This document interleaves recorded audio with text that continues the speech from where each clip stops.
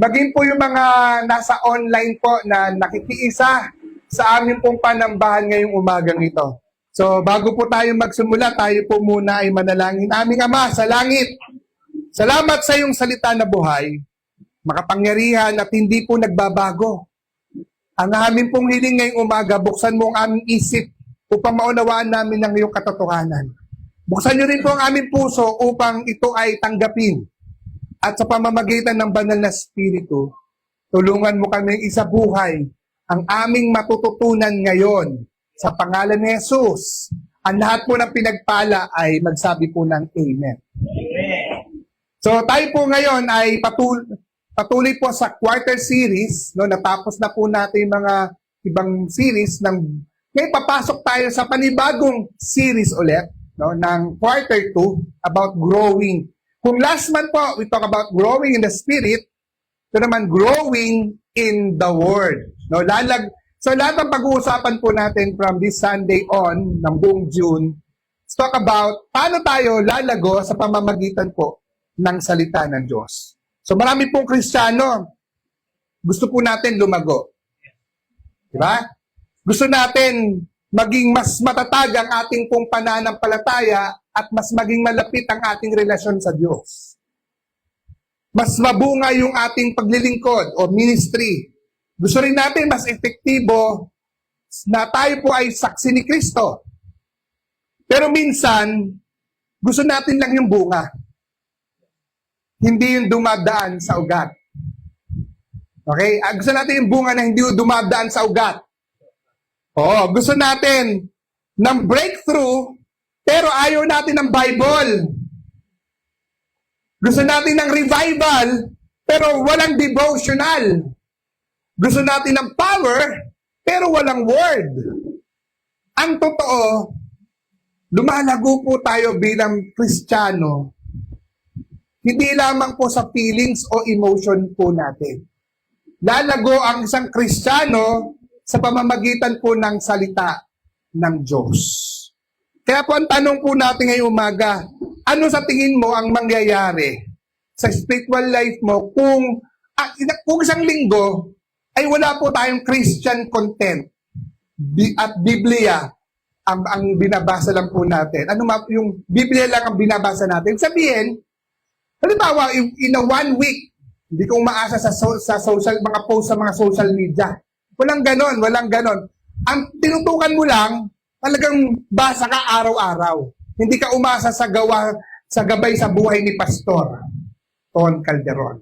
No? Hindi tayo umasa kay Steven Prado. Kundi ikaw mismo ay nagbasa ng Ano kaya mangyayari? No? So ngayon po umaga, titingnan natin ang buhay ni Ezra. Hindi po siya hari. Hindi siya po sundalo. Hindi siya propeta na gumagawa ng himala. Pero ginamit po siya ng Diyos para magdala ng spiritual revival sa Israel. Bakit? Dahil sa isang bagay na priority po niya. Ano po yun? Sabi po ni Ezra, word first, always. Yung priority po ni Ezra ay salita ng Diyos palagi. Yan ang pangunahin sa buhay niya. Mawala ng lahat, di na siya kumain. Makapagbasa lang ng Bible. Ay enough sa kanya. Amen po. So mamaya po wala po tayong pagkain, magbabasa na po tayo ng Bible.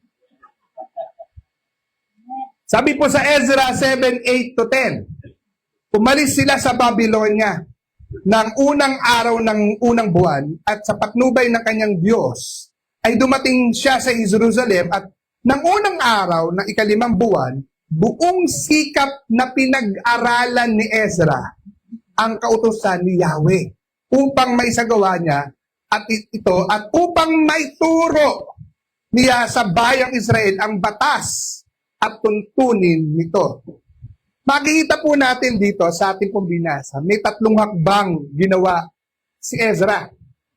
He study, he obey, and then he teach. So, study, obey, teach. Sige, basahin natin. Study, obey, teach. Isa pa. Study, obey, teach. Yes. Ito po yung pong proseso ng paglago ng bawat mananampalataya. Kung gusto po natin lumago, ito po yung proseso. Study, obey, and teach. Hindi sapat na tayo nag-aaral, hindi sapat na tayo ay sumusunod. Kailangan po ituro.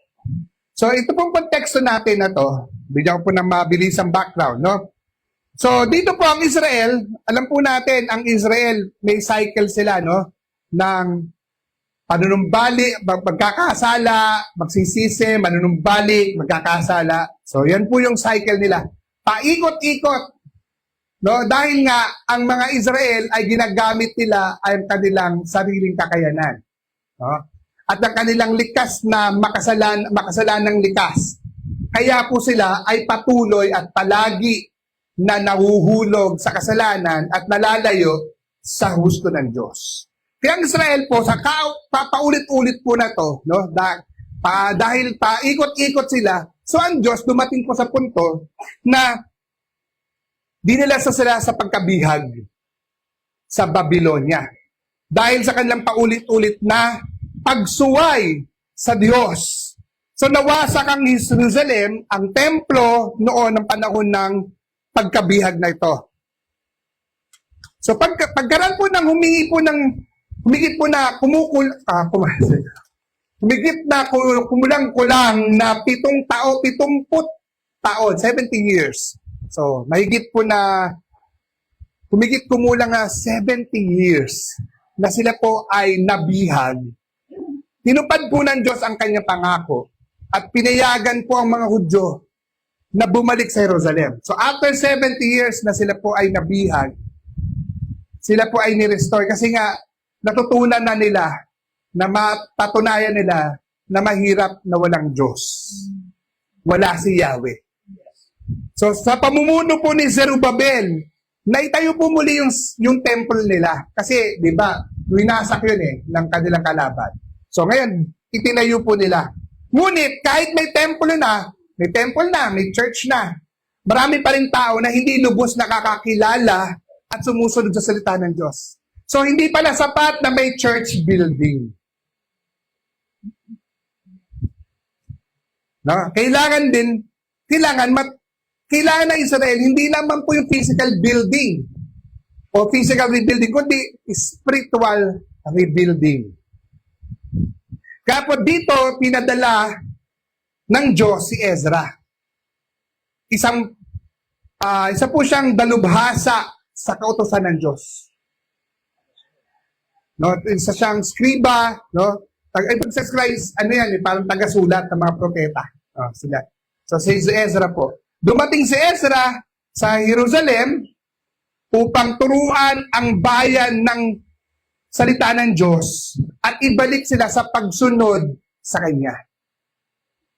Kaya ang Ezra po, ay isa pong simula ng ministeryo o paglilingkod ni Ezra sa Jerusalem. Kapag binasa niyo po yung aklat ng Ezra, diyan niyo po makikita yung kanyang simula ng paglingkod sa buong Israel, sa buong time po niya. Ano po yung significance ng story ni Ezra? Ano kahalagahan nito? Kasi si Zerubbabel, isa po siyang propeta, o high priest, ay ginamit ng Diyos upang itayo muli ang temple. No? Si Zerubbabel ang ginamit. Pero si Ezra ay ginamit ng Diyos upang itayo muli ang espiritual na buhay ng mga tao.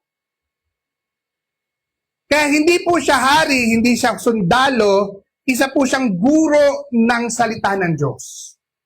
He's a teacher of the law, the teacher of the Word of God. So ipinakita ni Ezra, ang tunay na pagbabago ay nagsisimula po sa salita ng Diyos. Kung gusto po talaga natin magbago, kung gusto nyo talagang magbago ang buhay natin, kung gusto talaga natin magkaroon ng magandang pagbabago, sisimulan sa salita ng Diyos. Yes. Siya ay naging halimbawa ng isang taong nag-aral ng salita ng Diyos, sumunod sa salita ng Diyos, at nagturo ng salita ng Diyos. So ano pong connection nito sa ating pong sermon? No? Ang pangunahing problema kasi ng Israel ay hindi po kakulangan sa gusali, kundi kakulangan sa salita ng Diyos. Marami po sa atin ngayon. Hindi lang po problema doon sa kakulangan ng pera, kakulangan ng mga pantustos sa araw-araw. Ang malaking problema ng tao, kulang sa kaalaman sa salita ng Diyos. Ang pangunahing solusyon ng Diyos, hindi po bagong programa, kundi ibalik ang bawat isa sa kanyang salita. Ipinakita po sa Ezra 7:10, mamaya po makita natin, ang tunay na spiritual growth o pagbago sa spiritual ay mangyayari kapag pinag-aralan natin ang salita ng Diyos. So para po tayo lumago, hindi tayo manatiling dyan lang tayo. Gusto po ba nating umasenso? Wala ko na magpataas. Kasi lahat po tayo, 100%, lahat tayo gusto nating umasenso. And the secret of growth is the Word of God. Kailangan pag-aralan ang salita ng Diyos. Gusto niyong umunlad ang inyong katalinuhan, mga kabataan? Gusto niyong maging umunlad ang inyong kaalaman? Start to hunger to study the Word of God. Kung gusto niyo talagang maging matalino kayo sa buhay, laliman ninyo ang oras sa pagbasa ng salita ng Diyos. Ganon din po tayo mga sapat na may mga magulang, mga may sapat na gulang at mga magugulang. Ay, magulang pala, sorry. No. Kailangan po tayo ay magsimula aralin ang salita ng Diyos. At hindi lang po yun, sumunod at ibahagi ang salita ng Diyos. Ginamit ng Diyos si Ezra upang magkaroon ng spiritual na revival sa Israel. Hanggang ngayon, ginagamit po pa rin ng Diyos ang kanyang salita at banal na spirito upang palaguin ang kanyang mga churches o iglesia at isulong ang misyon ni Jesus. Kaya po, kung si Zerubbabel ay nagtayo ng templo, si Ezra ay nagtayo ng tao, extraordinary growth begins when God's people or return to God's word. Word first, always. Kaya po tingnan natin point 1. God raises people who treasure His word. So ang Diyos, pinapinitindig niya ang mga tao na kung sino man ay pinahalagahan ang kanyang salita. Sa Ezra 7:6, basahin natin. Si Ezra, isang iskriba. Pag sabi natin iskriba, tagapagsulat. At ano ba, tagapagsulat siya, para kasi siyempre yung mga propeta, yung ano man nangyayari, ano man yung nagaganap, sila po rin, at sila rin nag-check ng mga sinulat. Nagets mo ba na? We call that scribe o scriba. Na dalubhasa sa kautusan ni Moises na ibinigay ni Yahweh, ang Diyos ng Israel. Si Ezra ay pinatnubayan ni Yahweh na kanyang Diyos. Kaya't lahat ng kahilingan niya ay ipinagkaloob sa kanya ng hari. Yes. Nakakita niyo po ba? So ano po nakita natin dito? Wait lang po.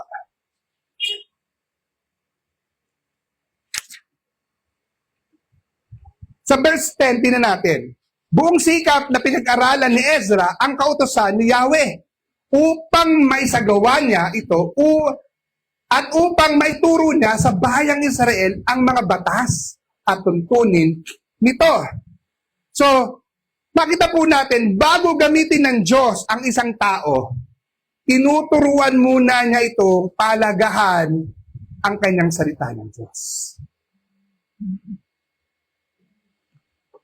Bago niya pong gamitin, kung gusto niyo pong magamit ng Panginoon, kung gusto niyo po kayo gamitin ang buhay niyo, gusto niyo pong maglingkod sa Panginoon, hayaan niyo po kayong turuan ng Diyos na pahalagahan. Unang-una ang ituturo hindi muna yung salita ng Diyos. Ang pagpapahalaga. Kasi po alam niyo po, ganito po yun. Marami pong tao nagbabasa ng Bible. Okay?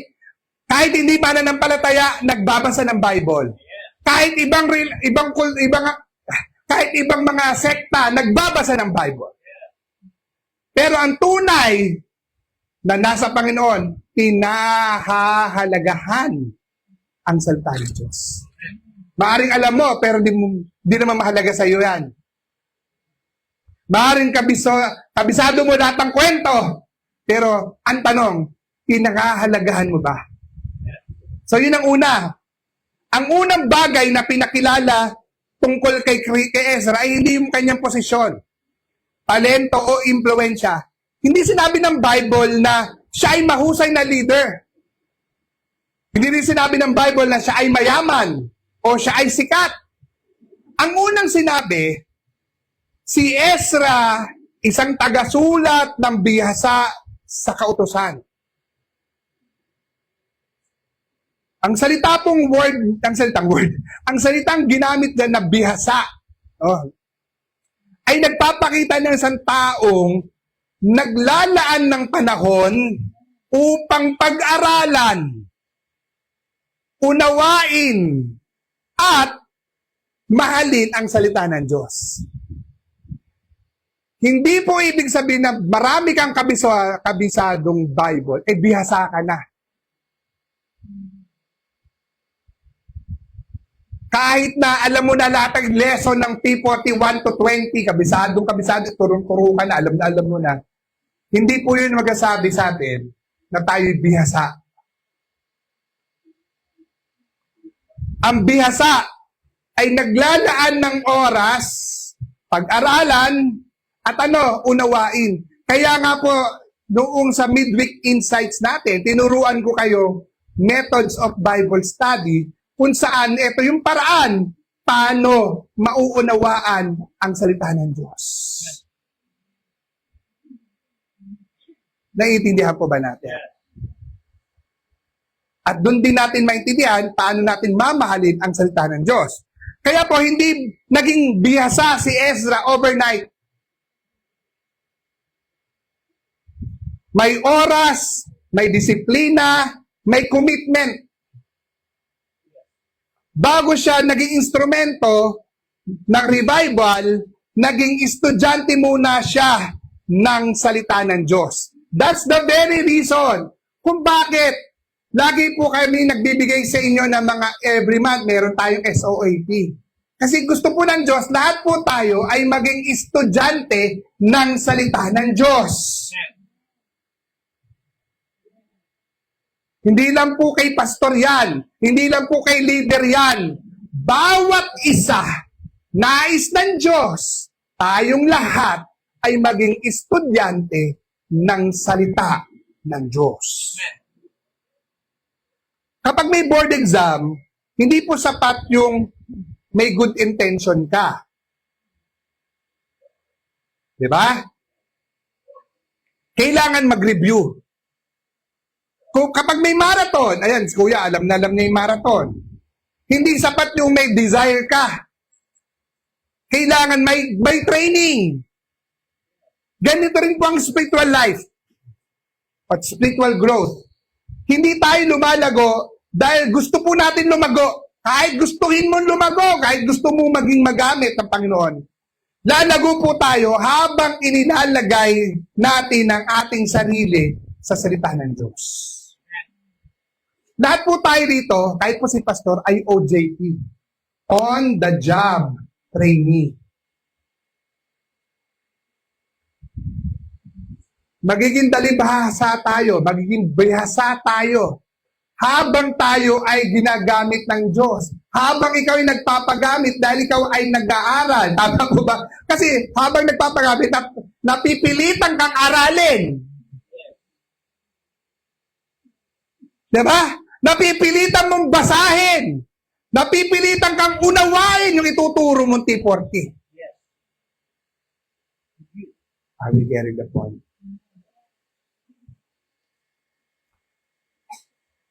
Minsan alam natin yung latest trend sa Facebook, sa TikTok, sa YouTube.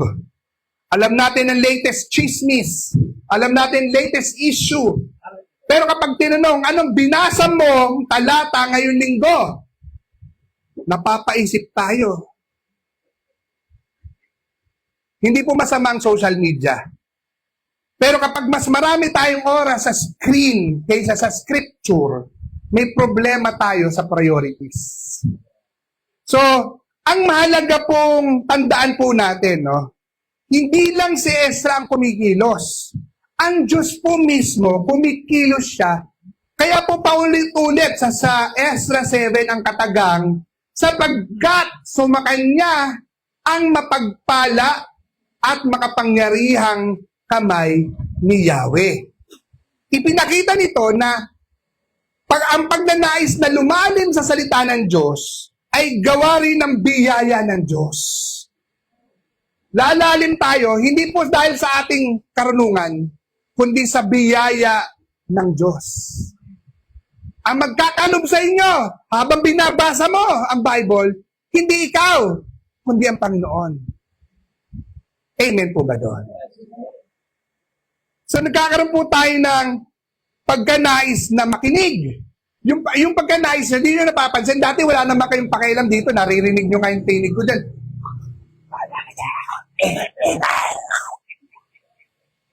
Pero ngayon, bakit parang umaga pa lang, teka, magsisimula na. Nagpa-practice sa pastor, tayo mag-peace na. Nagkakaroon tayo ng nais makinig. Yan po ay kilos ng banal na Espiritu. Amen. At yun po ay biyaya ng Diyos sa atin. Amen po ba doon? Amen. Ang banal na Espiritu ang magbibigay sa atin ng gutom sa salita niya. Kaya kapag kumilos ang Espiritu sa buhay ng tao, nagkakaroon po tayo ng pagnanais na makinig, magbasa, at matuto ng salita ng Diyos. May isang Kristiyano po nagsabi sa akin, Pastor, parang hirap naman magbasa ng Bible kasi. Sabi ko, kapag may bagong series sa Netflix, ilang episodes ang kaya mong panuurin sa isang gabi? Minsan, hindi problema ang oras. Priority ang problem. Kapag mahalaga sa atin ang isang bagay, gumagawa tayo ng paraan. Ganito si Ezra. Tinahalagan niya ang salita ng Diyos. Ngunit, hindi po doon natatapos si Ezra. Siyempre, hindi pa tapos. Point 1 pa lang eh. So, maraming tao ang maraming alam tungkol sa Bible.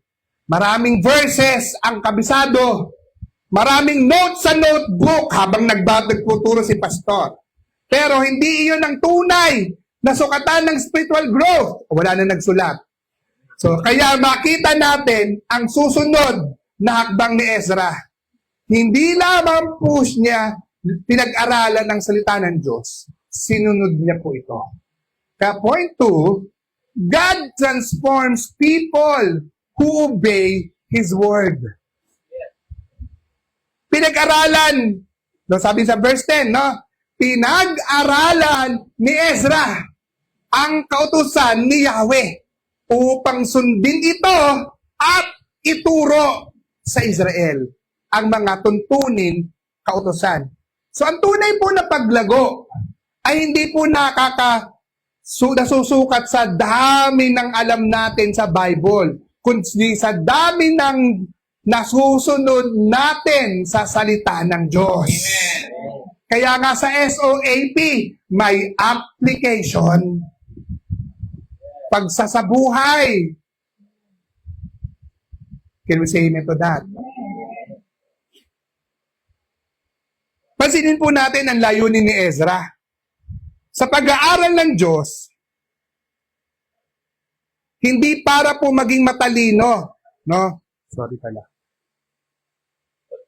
Kundi ano po, para manalo, hindi po siya para manalo sa debate. Hindi tayo nagbabasa ng Bible para pag nagka-debate tayo, manalo tayo.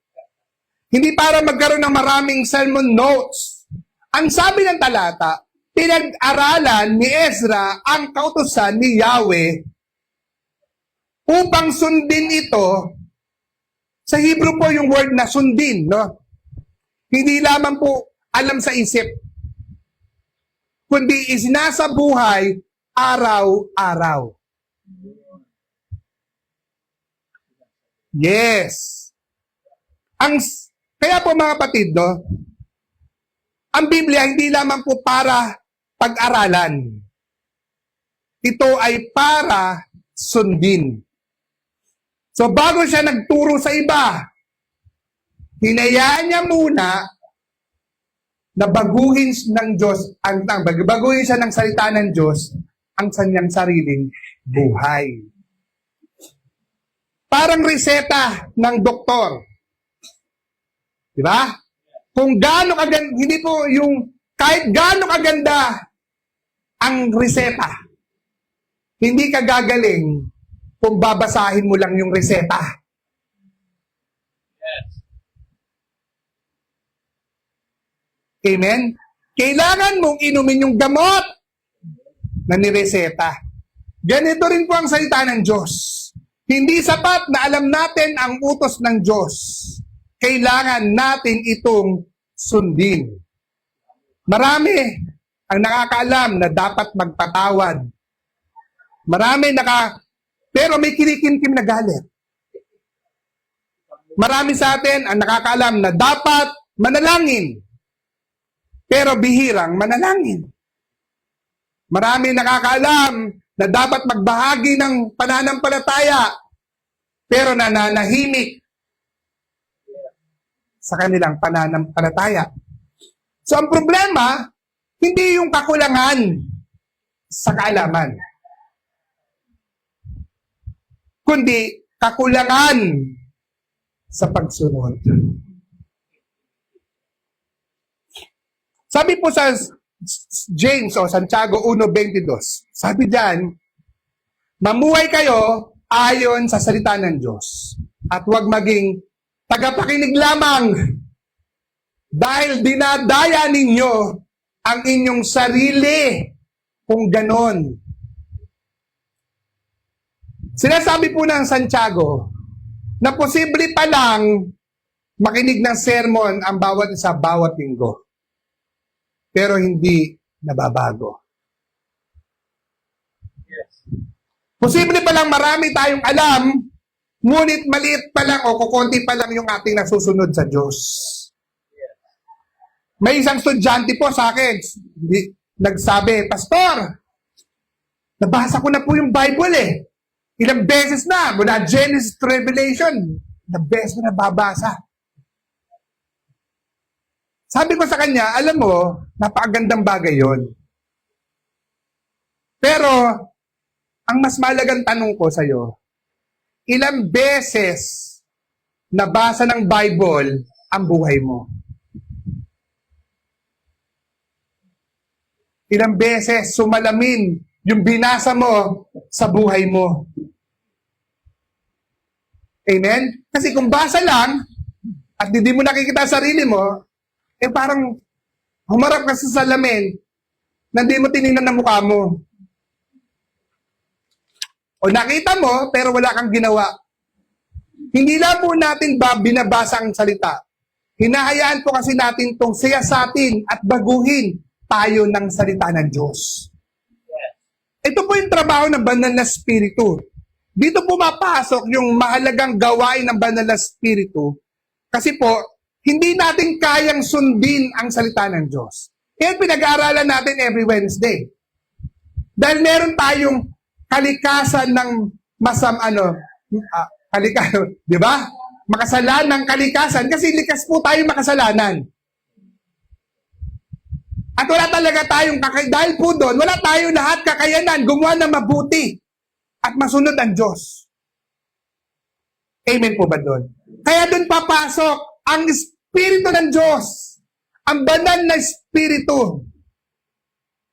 Kasi po, para po matulungan tayo, yung kapangyarihan ng Espiritu na to, ang siyang magbibigay sa atin magkaroon ng kakayanan, sundin ang sinasabi ng Diyos. Amen? Kasi may mga utos na mahirap sundin eh.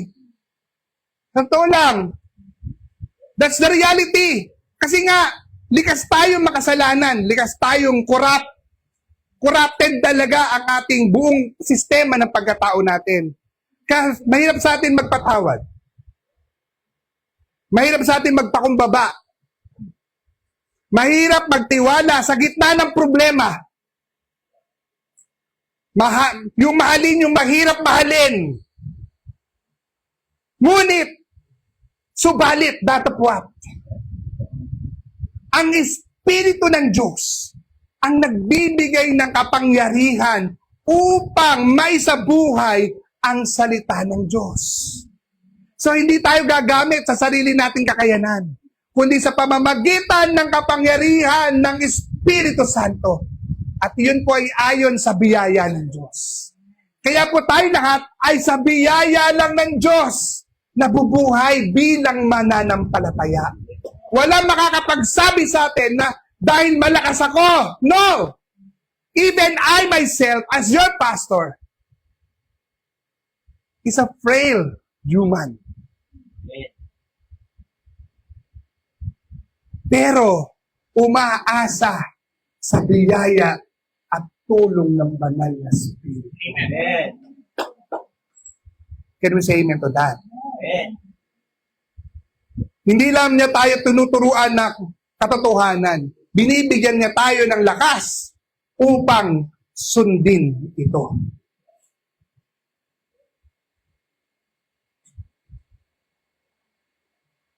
Kaya po, so tanungin natin, anong huling tinuro ng Diyos sa kanyang salita? Susunod ba ako dito? May bahagi kasi ng buhay natin na alam natin na nais baguhin ng Diyos. Ngunit patuloy po tayo, no? Na nilalabanan. Dahil ang pagpapala ay hindi lamang po sa pakikinig ng salita ng Diyos. Ang pagpapala ay nasa pagsunod ng salita. Kaya po, hindi lumalago ang Kristiyano sa dami ng naririnig niyang sermon. Marami po sa inyo, hindi po nasisiyahan kay Pastor Ton lang. Meron pa kayong ibang pakikinggan ng mga pastor online. Meron pa kayong mga pakikinggan, no? Talagang sa paghapon, lahat. Hindi po dyan ang susi para lumago. Lumalago po tayo, no? Pag ito po ay isinabuhay natin. So yung bawat sermon na pinakikinggan nyo, marami doon tinuturo, dapat yon ay isa buhay. Amen? Yes. Ngunit hindi rin po dito nagtatapos si Ezra dahil point 2 pa lang tayo. Matapos po niyang pag-aralan ng salita ng Diyos at sundin ito sa kanyang buhay, may isa pa pong hakbang. Ang salitang bumago sa kanya ay hindi niya itinago sa kanyang sarili. At dito natin makikita ang ikatlong katotohanan. God sends people who share His Word. Sabi sa Ezra 7:10, di ba? Pinag-aralan ni Ezra ang kautusan ni Yahweh at upang sundin ito at ituro sa Israel ang mga tuntunin at kautusan. Ang salita ng Diyos ay hindi po ibinibigay para lang po sa ating pagbabago, kundi para rin sa pagbabago ng iba. Yes. Pansinin po natin yung progression, ano? Paano nag-progress? So si Ezra, he studied the word, he obeyed it, and then he teach. So hindi siya tumigil sa pag-aaral lang ng salita ng Diyos. Hindi lang siya tumigil sa kaupo at pakikinig ng sermon. Hindi lang siya tumigil sa ka-attend ng midweek insights. Hindi lang siya tumigil sa kakakolab nila.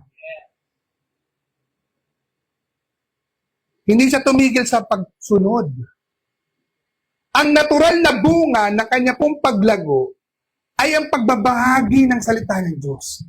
At dun po talaga, promise, I'm telling you, kaya po tinutulak ko po ang bawat isa sa inyo na mag-PCS at gumawa ng P40. Doon po talaga ang tunay na bunga ng paglago ng ating pananampalataya.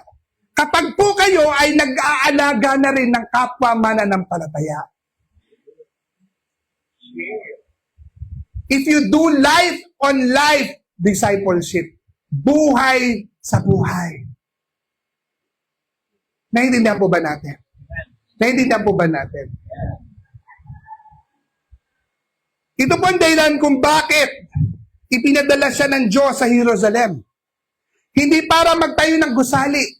Hindi para mamuno na isang hukbo ng Israel. Kundi para ituro muli ang salita ng Diyos. Sa panahon iyon, ng Israel may templo, ngunit walang pastor, walang teacher. Kulang sa kalaman sa pagsunod ng salita ng Diyos. Kaya ginamit ng Diyos si Ezra upang magkaroon ng spiritual renewal at revival. Para pong isang kandila, kapag sinindihan natin ng isang kandila, kaya na itong magsindi ng iba pang kandila nang hindi nababawasan ang liwanag nito. Ganito rin ang salita ng Diyos. Habang ibinabahagi natin ang salita ng Diyos, mas marami pang buhay ang naliliwanagan. Kaya nga po tayo nasa Inline Christian Fellowship para tagabigay ng liwanag sa iba. Amen.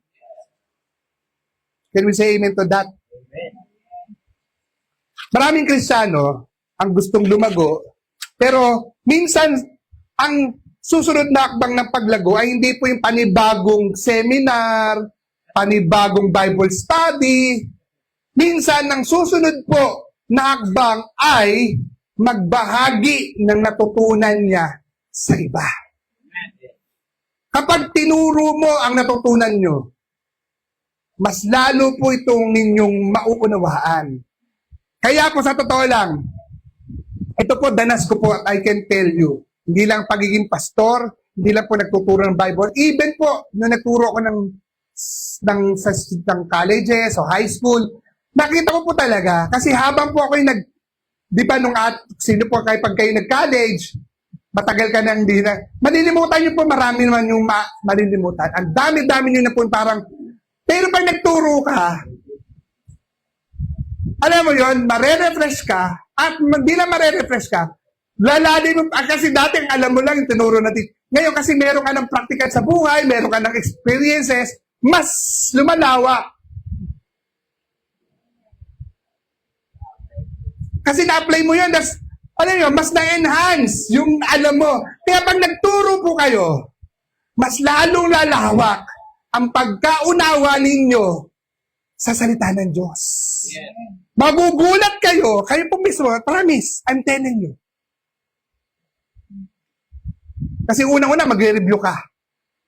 Pangalawa, pag nagdoon na yung actual, nakita nyo, di ba sa mga nagtuturo, bigla kayo parang, di ba? Parang, nagkakaroon ka ng, naunawaan mo bigla.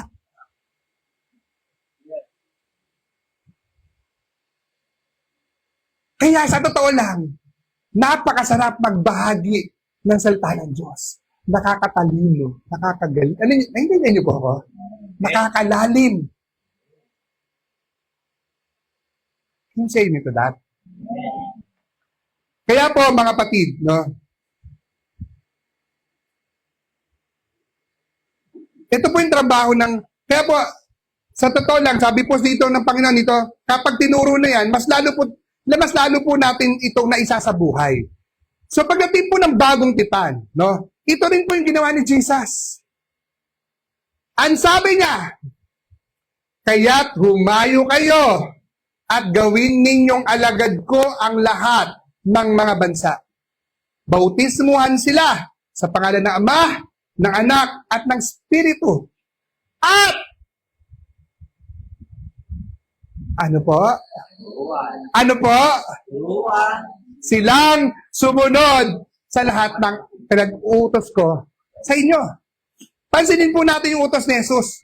Hindi lang po magtipon o mag-gather. Hindi lang makinig. Hindi lang matuto.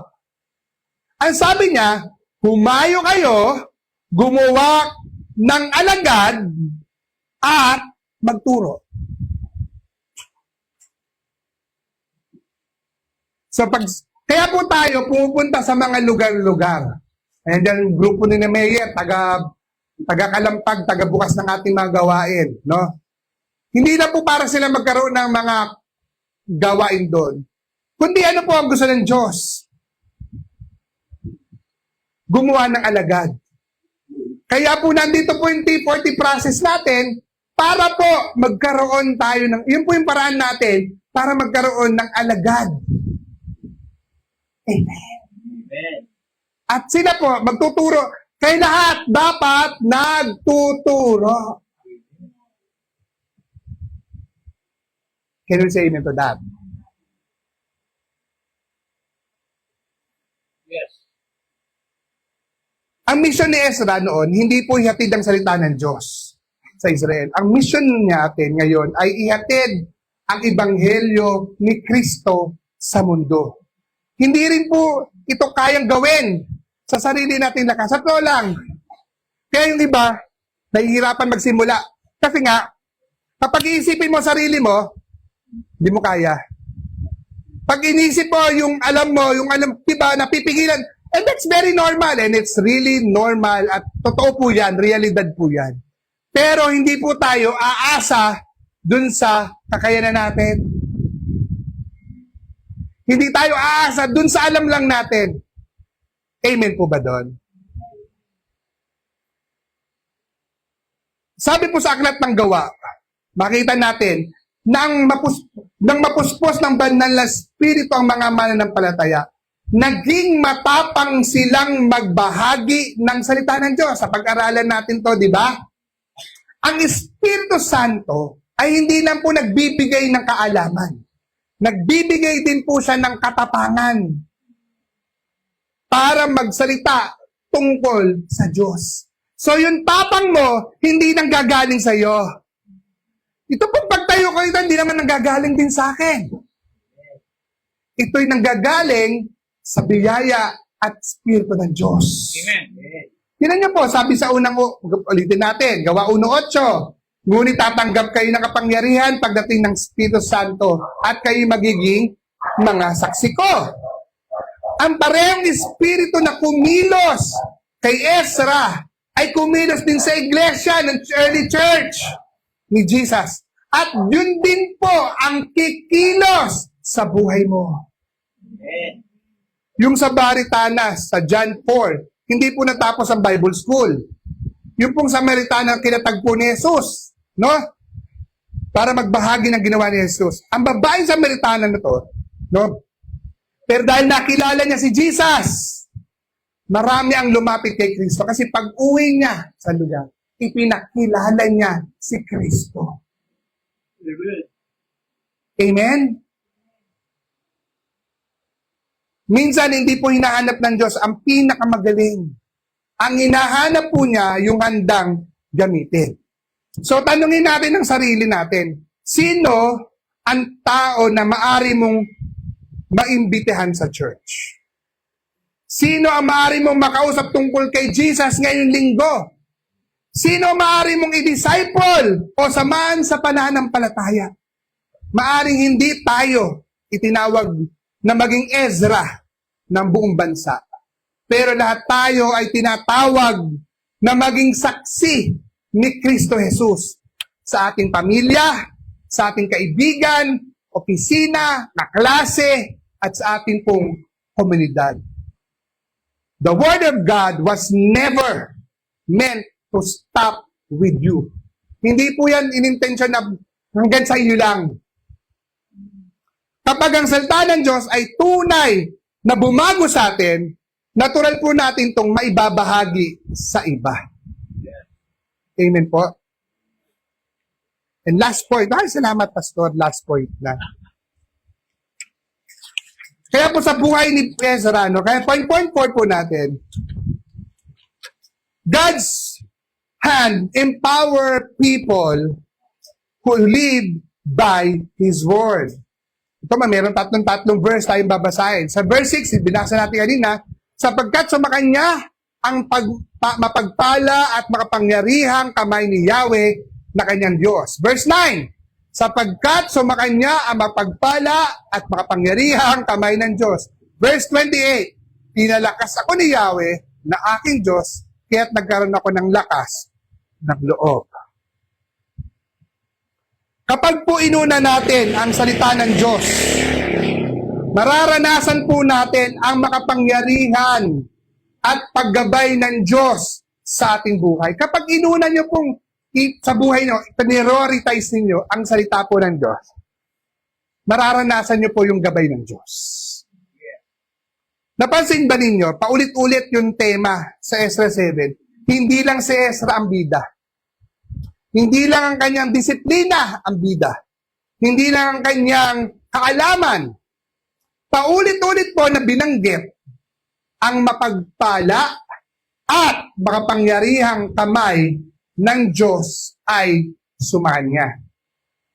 Ibig sabihin, ang tagumpay po ni Ezra ay hindi dahil magaling siya. Ito'y dahil kasama niya po ang Diyos. Ang kanyang paglalakbay, para po maintindihan natin, para po maintindihan ninyo, mula po sa Babylonia, papuntang Jerusalem, ito po ay humigit kumulang 1,400 kilometro. I don't know kung kaya nyo sukatin sa isip. Ang 1 kilometro po, baka akala nyo kalalapit. Baka mula rito hanggang Makatikling, no? Mga, ganun po kalayo 1 kilometro. Mga ganun, no? 1,000 meters yun eh. Estimate, rough estimate, mga bago basta, baka, more or less, mula rito hanggang Tikling, 1 kilometro. 1,400 na mula ilang ganito. Baka wabot ka na sa Buanga. Joke lang. Naintindihan natin. Malayo. Bicol, balikan. Baka Bicol, mula rito, balikan, Bicol. Possible, no? Sipin nyo, ganun kalayo. O, wag na tayong magtalo-talo. Basta malayo. Mahaba. At mapanganib. Kasi alam nyo bakit? Kasi ang mga dadaanan nila, puro kalaban nila. Yes! Puno na panganib mula sa mga magnanakaw at kalaban. Pero iningatan siya ng Diyos, hindi po dahil malakas siya, kundi dahil ang kamay ng Diyos ang gumagabay sa kanya. So kapag may batang tumatawid, di po ba sa kalsada, kasamang kanyang tatay, hindi po siya kampante dahil malakas yung bata. Kampante siya dahil hawak siya ng tatay niya. Ganito rin po si Ezra.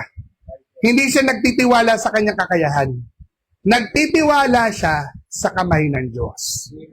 Kaya sa atin po, kung kayo po ay hanggang ngayon, medyo parang nag-aalumpihit, nagdadalawang isip, na ibahagi at magsimula ng pagtuturo sa iba. Dahil ang isip mo, hindi mo kaya.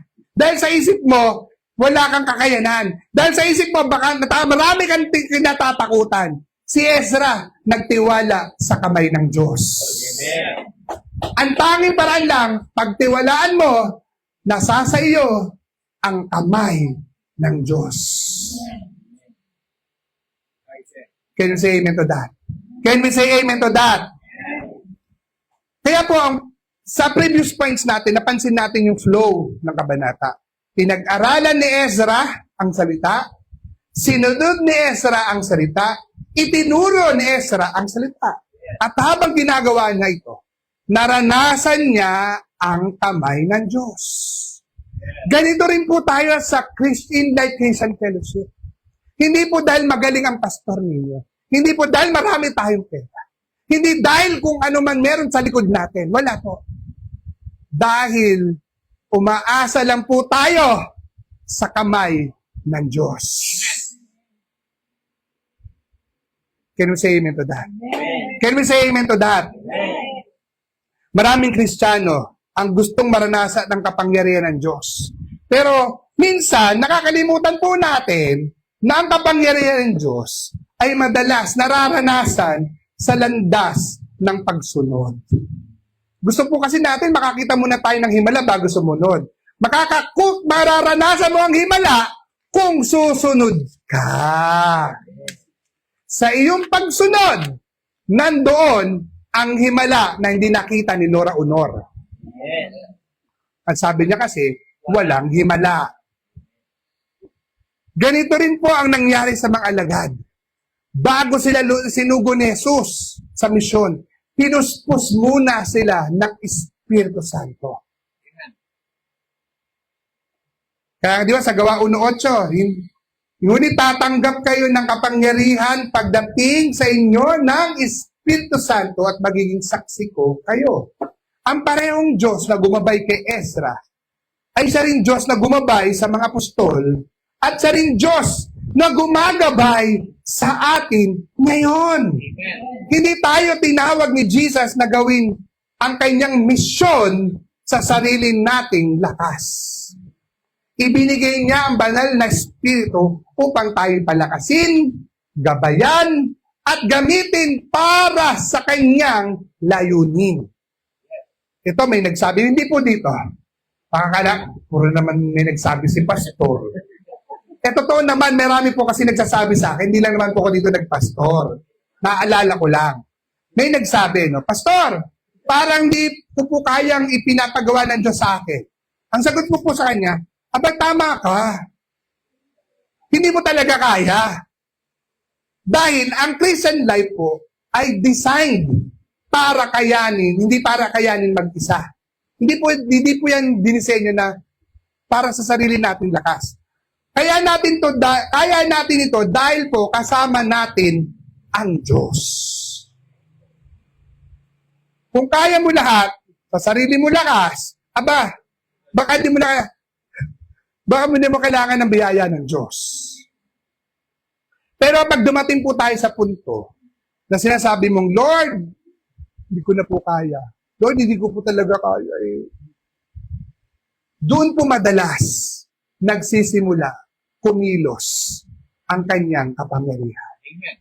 The more mong sabihin na hindi mo alam, the more mo sabihin sa Diyos na hindi mo kaya, mas lalo niyang patutunayan na makakaya mo sa tulong niya.